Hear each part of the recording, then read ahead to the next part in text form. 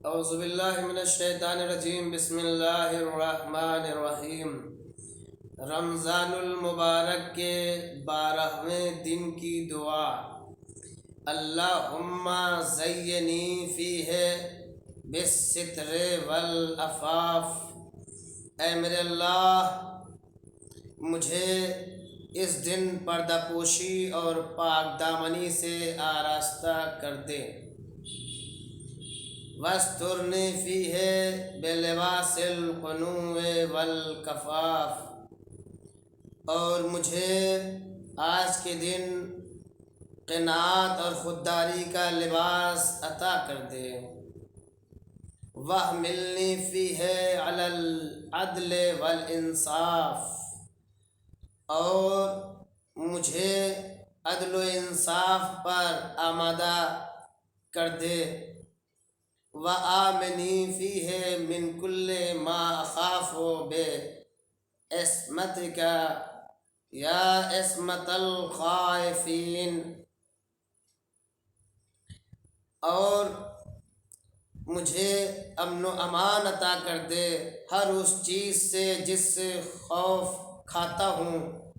اے حفاظت کرنے والے، میری حفاظت فرما۔ اے ڈرنے والوں کی پناہ گاہ، مجھے محفوظ رکھ۔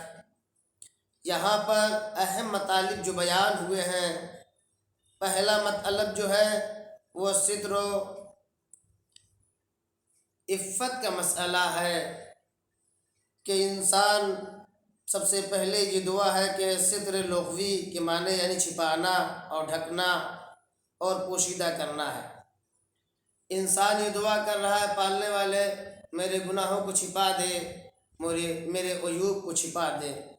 ظاہری یا باطنی معنی دونوں دیکھیں گے تو ظاہری معنی پردہ داری مراد ہے، یعنی ظاہری عیوب کو چھپا دے، اور اگر چھپانے کا ستر کا معنی باطنی لیتے ہیں تو باطنی عیوب کو چھپا دے، جو انسان کی فطرت میں پایا جاتا ہے، جو انسان کے وجود کے اندر پایا جاتا ہے، ان معصیت، ان عیوب کو بھی چھپا دے۔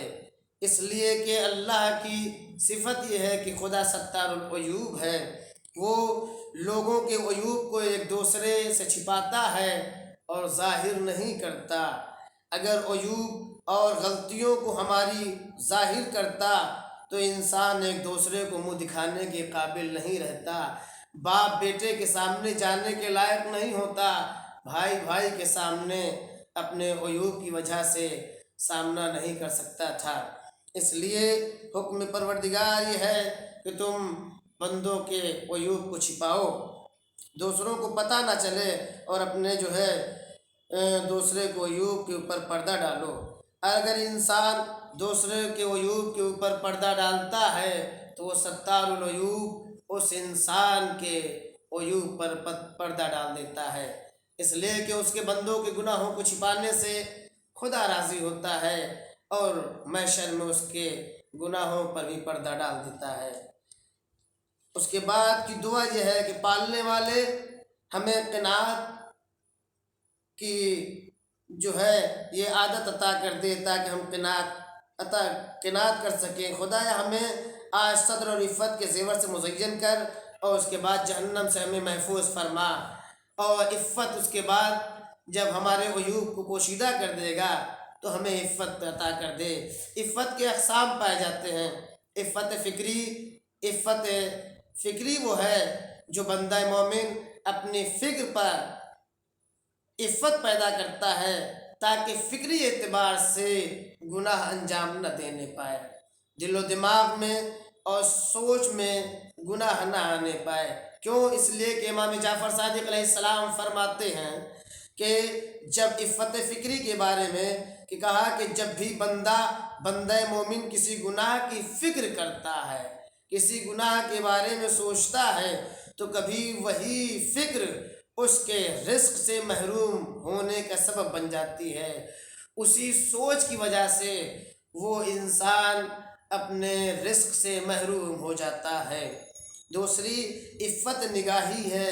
عفت نگاہی یعنی نامحرم کی طرف نگاہ کرنا ہے۔ نامحرم کی طرف نگاہ کرنا شیطان کے مسموم تیروں میں سے ایک تیر ہے، لہٰذا انسان عفت نگاہی کے اوپر عمل کرے اور اپنی نگاہوں پر کنٹرول کرے۔ عفت لسانی یعنی زبان کو بری باتوں سے پاک و پاکیزہ رکھے۔ عفت رفتاری یعنی پارٹیوں میں اور دوسری جگہوں پر جہاں جائے جہاں مرد و عورت مخلوط ہوں تو ایسی جگہ پر دین اور شریعت کے قانون پر عمل کرے اور عفت رفتاری کا لحاظ رکھے۔ اور عفت لباسی وہ عفت ہے جہاں پر انسان ایسا لباس پہنے، چاہے مرد ہو یا عورت، جس سے اس کا وجود، اس کا جسم پوشیدہ رہے۔ آج کا زمانہ ایسا آ گیا ہے بلکہ وہ منحرف افراد جو دین سے انحراف اختیار کر چکے ہیں، عبد فراری ہو چکے ہیں اور خدا کے احکام پر عمل نہیں کرتے ہیں، وہ لوگ اپنے گھر کی عورتوں کو عفت لباسی سے دور رکھا ہے اور برے برے لباس پہناتے ہیں، جس کی وجہ سے سماج برا ہوتا ہے۔ خدایا تو ان کی رہنمائی فرما۔ اور دوسرا جملہ جو تھا وہ یہ کہ وَاسْتُرْنِي فِيهِ بِلِبَاسِ الْقُنُوعِ وَالْكَفَافِ، اے میرے اللہ مجھے قناعت اور خودداری کا لباس عطا کر دے۔ قناعت کا مطلب یہ ہے کہ انسان اپنی قسمت پر راضی رہے، جو خدا نے دیا ہے اسی پر قناعت کرے اور شکر ادا کرے۔ اور کفاف وہ ہے کہ کسی بھی چیز کے بے قدر حاجت و ضرورت ہونے کو کفاف کہتے ہیں، ضرورت نہ زیادہ ہو اور نہ کم ہو۔ تیسرا جملہ یہ تھا وَاحْمِلْنِي فِيهِ عَلَى الْعَدْلِ وَالْإِنصَافِ، میرے اللہ مجھے عدل و انصاف پر آمادہ کر دے تاکہ میں انصاف کر سکوں۔ اور اس کے بعد آخری جملہ جو اللہ سے آج کی دعا میں ہم دعا یہ کر رہے ہیں ماہ رمضان کی کہ وَآمِنِّي فِيهِ مِن كُلِّ مَا أَخَافُ بِعِصْمَتِكَ يَا عِصْمَةَ الْخَائِفِينَ، خدایا مجھے ہر اس چیز سے محفوظ کر دے جس سے میں ڈرتا ہوں، جس سے مجھے خوف ہوتا ہے۔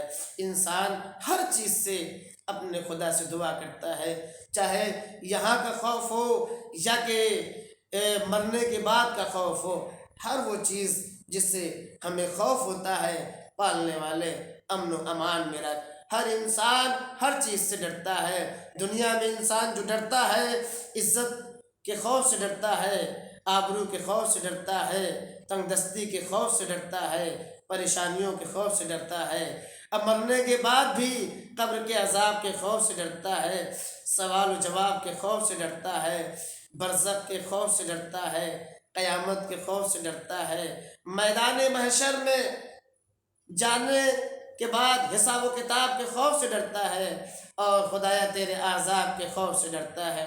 اس لیے جو بھی خوف ہمیں آئے ہر خوف سے ہمیں امن و امان عطا فرما، اس لیے کہ تو ہی خوف کو دور کرنے والا ہے اور تو ہی امن و امان عطا کرنے والا ہے۔ فقط والسلام۔